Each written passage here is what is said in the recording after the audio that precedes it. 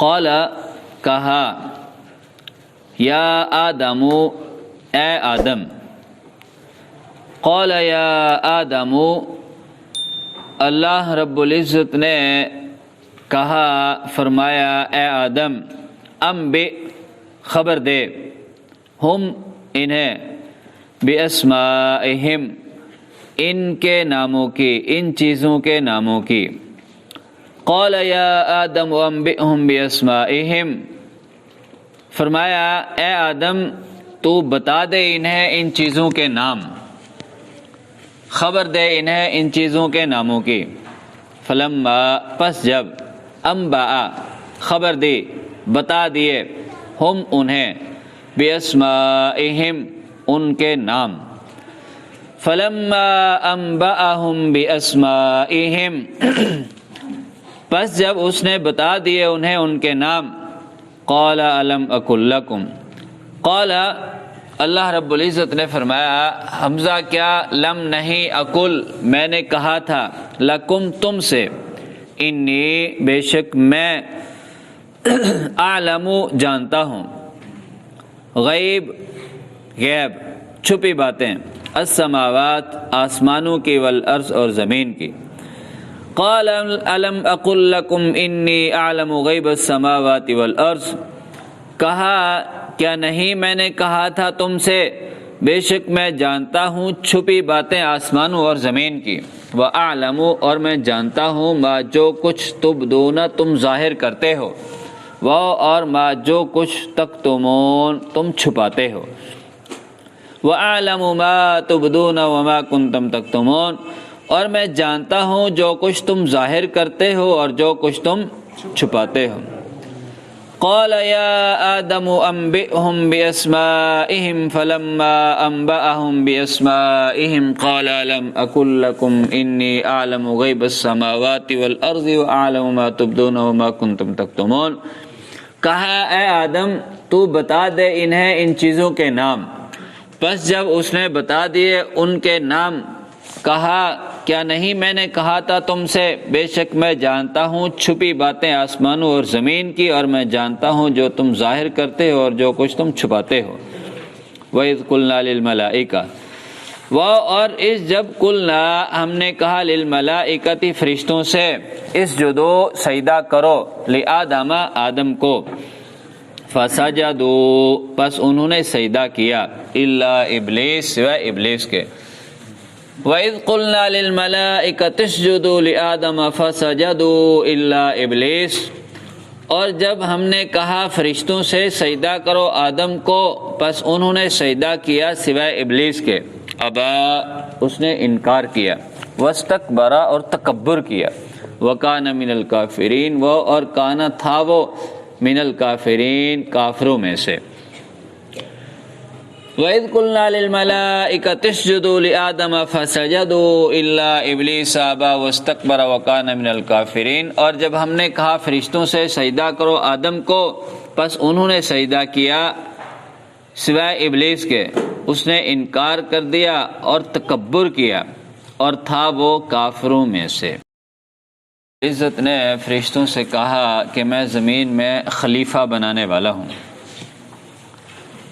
ایسی مخلوق بنانے والا ہوں جو ایک کے بعد دوسری، دوسری کے بعد تیسری، نسل در نسل ایک دوسرے کی جان نشین بنتی رہے گی اور زمین آباد رہے گی۔ خلیفہ، جان نشین۔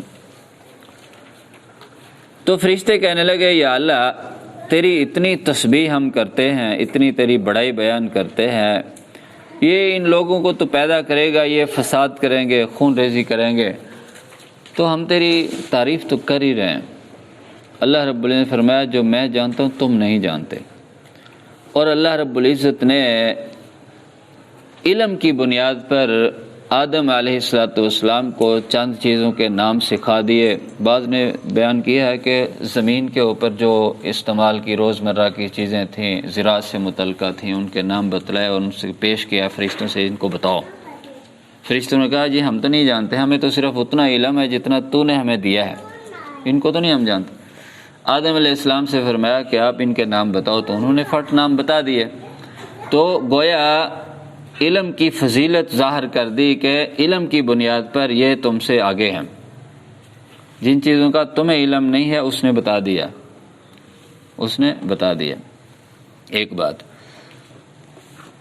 دوسری بات یہ کہ فرشتے کہنے لگے یا اللہ واقعتاً تو پاک ہے، ساری تعریفیں تیرے لیے، ہم تیری تسبیح کرتے ہیں، جو تو جانتا ہے ہم نہیں جانتے۔ یہاں سے یہ بات بھی سامنے آئی کہ فرشتے غیب نہیں جانتے، فرشتے غیب نہیں جانتے۔ اگر جانتے ہوتے تو فٹ کہہ دیتے جی یہ فلاں فلاں فلاں، حالانکہ فرشتے زمین پہ آتے تھے، آسمان میں بھی تھے، ادھر ادھر بھی تھے۔ تو بہرحال کہنے لگے یا اللہ تو پاک ہے، ہمیں وہ اس قدر علم نہیں ہے جو تیرے پاس ہے، بے شک تو جانتا بھی ہے اور بڑی حکمتوں والا بھی ہے، اس کی حکمت تو جانتا ہے کہ تو نے کیسے ان کو زمین پہ آباد کرنا ہے۔ تو آج کے سبق میں بیان کیا جا رہا ہے قال یا آدم انبئہم باسمائہم، ہم نے کہا آدم ان چیزوں کے نام ان کو بتلا دو، انہیں خبر دو ان چیزوں کے ناموں کی۔ فلما انباہم باسمائہم، انہوں نے ان کا نام بتا دیے۔ قال الم اقل لکم، کہنے لگے میں نے تمہیں کہا نہیں تھا جو میں جانتا ہوں تم نہیں جانتے، وَأَعْلَمُ مَا تُبْدُونَ وَمَا تَكْتُمُونَ، میں تو اس حد تک جانتا ہوں کہ تم چھپاتے کیا ہو اور ظاہر کیا کرتے ہو۔ یہاں پہلے علم کی فضیلت بیان کروا کے پھر فرشتوں سے کہا اب اس کو سجدہ کرو۔ جب فرشتوں نے اس بات کو تسلیم کر لیا واقعتاً اس کی معلومات ہم سے زیادہ ہے، ہم تسبیح کرتے ہیں لیکن اس کی معلومات ہم سے زیادہ ہے، جب علم کی فوقیت ظاہر ہو گئی، سامنے آ گئی، تو پھر فرشتوں سے کہا اب اس کو سجدہ کرو، تو فرشتوں نے سجدہ کر دیا۔ وَإِذْ قُلْنَا لِلْمَلَائِكَةِ اسْجُدُوا، جب ہم نے فرشتوں سے کہا سجدہ کرو، فَسَجَدُوا، انہوں نے سجدہ کر دیا۔ ابا واستکبر، پھر ابلیس نے انکار کر دیا اور تکبر کیا۔ تو یہ سجدہ تعظیمی تھا، تعظیمی، اور اس کے اندر بھی فرشتوں کے لیے تابع داری تھی۔ اللہ نے فرمایا فرشتے سجدہ کر دو، انہوں نے کر دیا، اللہ کے حکم کی تابع داری کی۔ اور یہ سجدہ تعظیمی سجدہ تھا، یہ عبادت کے لیے سجدہ نہیں تھا۔ ایک بات۔ دوسری بات یہ ہے کہ پہلی شریعتوں کے اندر تعظیمی سجدہ جائز تھا، تعظیمی سجدہ جائز تھا، لیکن ہماری شریعت کے اندر اللہ رب العزت نے اس کو حرام قرار دے دیا۔ بلکہ سنن ابی داود کے اندر، ابن ماجہ کے اندر حضرت عبداللہ بن ابی اوفا رضی اللہ تعالیٰ عنہ بیان کرتے ہیں کہ حضرت معاذ رضی اللہ تعالیٰ عنہ شام کے اندر گئے، وہاں جا کے اپنے تجارتی سفر کے لیے جس بھی معاملے میں گئے، وہاں جا کے دیکھا کہ لوگ اپنے پادریوں کو، اپنے علماء کو، اپنے بڑوں کو سجدہ کرتے ہیں، تعظیمی سجدہ۔ تو واپس آئے، انہوں نے جب نبی علیہ السلام کے پاس پہنچے، آپ کی خدمت میں حاضر ہوئے تو سجدہ کر دیا، تعظیمی سجدہ، جیسے وہاں دیکھا کر دیا۔ نبی علیہ السلام نے فرمایا معاذ یہ کیا کر رہے ہو؟ کہنے لگا اللہ کے رسول میں شام سے ہو کے آیا ہوں، وہ جھوٹے لوگ ہیں، وہ اپنے بڑوں کو سجدہ کرتے ہیں، آپ تو اللہ کے پیغمبر ہو، دونوں جہانوں کے سردار ہو، آپ کی تو شان ہی الگ ہے، آپ کو بھی چاہیے ہم سجدہ کریں، میں نے اس لیے سجدہ کیا ہے۔ نبی علیہ السلام نے فرمایا دوبارہ ایسا نہیں کرنا۔ یہ سجدہ اللہ رب العزت کے لیے زیب دیتا ہے، اللہ کے علاوہ کسی کو زیب نہیں دیتا۔ ایک بات۔ دوسری بات یہ ساتھ فرما دی کہ اگر شریعت کے اندر، شریعت اسلامی کے اندر اگر سجدہ اللہ کے علاوہ کسی کے لیے جائز ہوتا تو میں عورت کو حکم دیتا اپنے خامد کو، اپنے شوہر کو سجدہ کرتے۔ تو لہٰذا سجدہ شریعت کے اندر، ہماری شریعت میں سجدہ حرام ہے، ممنوع ہے، اس کی اجازت نہیں ہے۔ لیکن ہم اپنے معاشرے کے اندر دیکھتے ہیں کیسے جاہل اور صوفیہ اور پیر فقیر جو ہیں وہ کیسے اپنے آپ کو سجدہ کروا رہے ہوتے ہیں، اور لوگ پاؤں کے اندر، جوتوں کے اوپر پاؤں اور ماتھا پیشانی ٹیک رہے ہوتے ہیں۔ کتنی بڑی جہالت ہے، کتنی بڑی جہالت ہے، جو شریعت کے سراسر خلاف ہے۔ اور وہ پیر صاحب خاموشی سے جو ہے وہ سب کچھ دیکھ رہے ہوتے ہیں، ان کو روکتے نہیں ہیں، گویا کہ نہ روکنا ان کی حوصلہ افزائی کرنا ہے، جو کر رہے ہو تم ٹھیک کر رہے ہو، جو کر رہے ہو ٹھیک کر رہے ہو۔ اس لیے شریعت، ہماری شریعت کے اندر سجدہ حرام ہے، اللہ رب العزت کے علاوہ کسی کو سجدہ نہیں ہو سکتا۔ تو یہاں جو فرشتوں نے سجدہ کیا، یہ اللہ رب العزت کے حکم کی تعمیل کرتے ہوئے کیا، اللہ کی فرما برداری کرتے، اللہ نے کہا سجدہ کرو، کر دیا۔ اب یہاں ابا الا ابلیس، ابلیس نے انکار کر دیا۔ اب اس کے اندر مختلف علماء نے لکھا ہے تفاسیر کے اندر، کوئی کہتے ہیں کہ یہ ابلیس جو ہے یہ جن تھا، کوئی کہتے ہیں یہ شیطان تھا، جنوں میں سے تھا، عبادت کرتے کرتے وہاں تک پہنچ گیا، فرشتوں میں بیٹھنا شروع ہو گیا۔ کئیوں نے لکھا ہے کہ اس نے فرشتوں جیسا بھیس بدل لیا، چونکہ جن اپنا رنگ روپ چینج کر لیتے ہیں، بدل لیتے ہیں، اللہ نے ان کو اتنی قدرت دی ہے، وہ شکلیں بھی بدل لیتے ہیں، اپنا آپ بدل کے جو ہے نا کسی نے جانور کی شکل میں بن جاتے ہیں، سانپ کی شکل میں بن جاتے ہیں، اور عجیب و غریب شکلیں بنا لیتے ہیں، اللہ نے ان کو یہ قدرت دی ہے، یہ ایک الگ ٹاپک ہے۔ تو بعض نے لکھا ہے کہ اس نے فرشتوں جیسا بھیس جو ہے وہ اپنا لیا اور ان کے اندر رہنے لگا، اللہ کی عبادت کرنے لگا۔ تو جب اللہ رب العزت نے حکم دیا فرشتوں کو سجدہ کرنے کا، یہ سائڈ پہ ہو گیا، اس نے کہا میں تو نہیں سجدہ کرتا۔ کیوں نہیں کرتا جی؟ میں آگ سے بنا ہوں، آگ ایک ایسی چیز ہے جو اس سے مٹی سے افضل ہے، اللہ آگ سب چیز کو جلا کے راکھ کر دیتی ہے، یہ مٹی سے بنا ہے، میں تو سجدہ ہی نہیں کرتا۔ انکار کر دیا۔ کس وجہ سے؟ کیا؟ تکبر کی وجہ سے، بڑائی آ گئی، میں بڑا ہوں، یہ مٹی سے، میں اعلیٰ، مطلب ہے کہ آگ سے بنا ہوں، میں اعلیٰ ہوں، میرا مقام زیادہ ہے۔ تو اس نے انکار کر دیا۔ وَكَانَ مِنَ الْكَافِرِينَ، اللہ فرماتے ہیں وہ اصل میں تھا ہی کافروں میں سے، اللہ کی مشیت کے اندر یہ تھا، اللہ کو پتہ تھا کہ اس نے انکار کرنا ہے، تو اس نے انکار کر دیا، اس نے انکار کر دیا۔